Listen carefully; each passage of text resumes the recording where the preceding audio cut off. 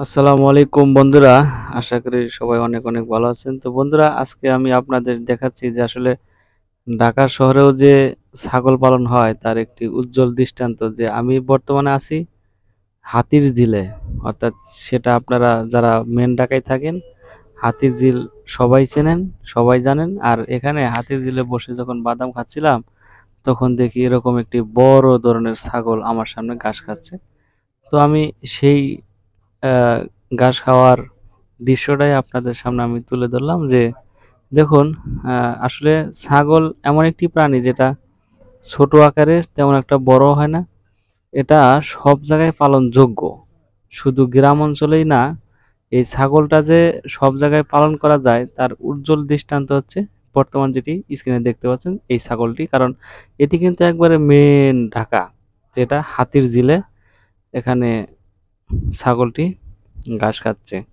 আর হাতির ঝিলে যে আছি সেটা হয়তো আপনাদের অনেকের বিশ্বাস হবে না, কিন্তু এই যে দেখুন আমার সামনে যে এই যে কালো পানির পুকুরটা, ওই যে সামনে ব্রিজটা, যদিও ক্যামেরায় আমি এখানে উঠতেছে না, সিএনজি চলতেছে, তো এটা দেখেই বোঝা যায় যে এটি হাতির ঝিলের একটি দৃশ্য। তো বন্ধুরা, এটা 100% হাতির ঝিলের দৃশ্য, এটা এর ভিতরে কোনো কনফিউশন নেই। তো বন্ধুরা, আমার সামনেই ছাগলটি ঘাস খেতে খেতে একেবারে পানির দিকে চলে যায়, এবং কি দেখেন একটি পলিথিনও উনি টোকাইয়া খায়।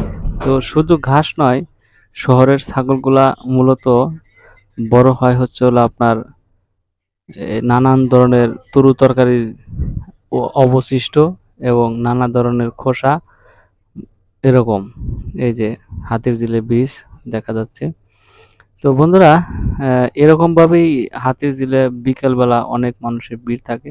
তো সেরকমই হাতির ঝিলে আমি একটু বসেছিলাম, তো সেখান থেকেই আসলে ভিডিওটি করা। তো ভিডিওটি যদি আপনাদের ভালো লেগে থাকে তো অবশ্যই আমার চ্যানেলে মূলত অ্যানিমেলস সম্পর্কে, অ্যানিমেলস এর টিপস অ্যান্ড ট্রিক বা অ্যানিমেলসের পালন করার পরামর্শ বা বাঘ সিংহের লড়াই, এগুলো আপনারা দেখতে পাবেন। তো আশা করি যে এরকম ভিডিও পেতে অবশ্যই আমার চ্যানেলটি সাবস্ক্রাইব করে পাশেই থাকবেন, এবং আপনার বন্ধু বান্ধবের সাথেও শেয়ার করবেন।